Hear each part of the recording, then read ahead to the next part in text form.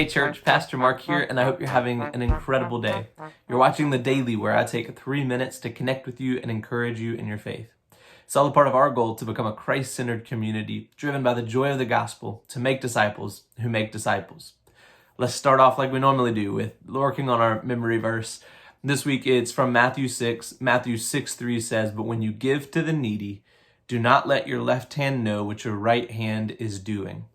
But when you give to the needy, do not let your left hand know what your right hand is doing." You could either make that 2 or 3 chunks there, but it's a pretty short phrase. It's something I think we can commit to memory pretty quickly. Today's Wednesday. We like to have that memorized by Friday, so let's keep working on that today.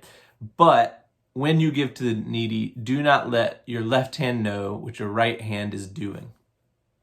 I hope you've enjoyed the weather the last few days. I know it rained yesterday some, but man, the weather has been beautiful. And if you feel cooped up and like you're ready to get out, I think there's good news that things are reopening. I think the governor made a good announcement yesterday about some different retail reopening. So the news is looking good, but make sure you're getting outside and enjoying God's creation.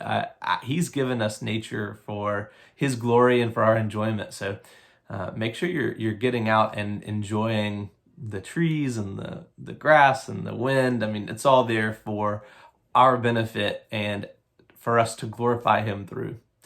Another thing that He's given us for our benefit and His glory is our faith. And that's what we're reading about in Hebrews chapter 11, is just faith. That people are commended and are counted as righteous because of their faith.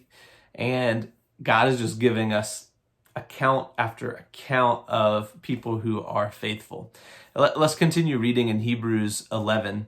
Hebrews 11 verses 17 through 22 say, "But by faith Abraham, when he was tested, offered up Isaac, and he who had received the promises was in the act of offering up his only son, of whom it was said, 'Through Isaac shall your offspring be named.' He considered that God was able even to raise him from the dead, from which, figuratively speaking, he did receive him back. By faith, Isaac invoked future blessings on Jacob and Esau.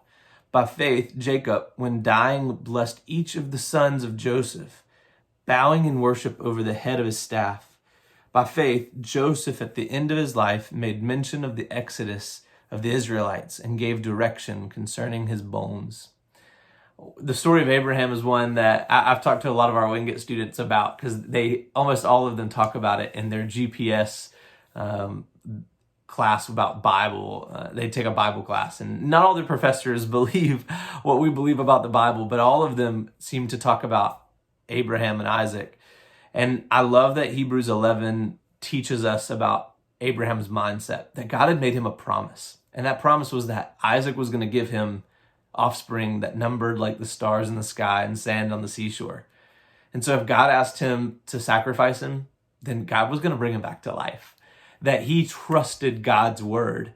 And so that's good for us to think about. Do we trust God's word, and how are we acting in faith? If God has promised that because we know Him, that we've confessed with our mouth and believe in our heart that God raised Him from the dead, we will be saved. If we trust that we're saved, how are we living in faith, even against the fears that we might have? Church, I love you, and I'll see you again tomorrow.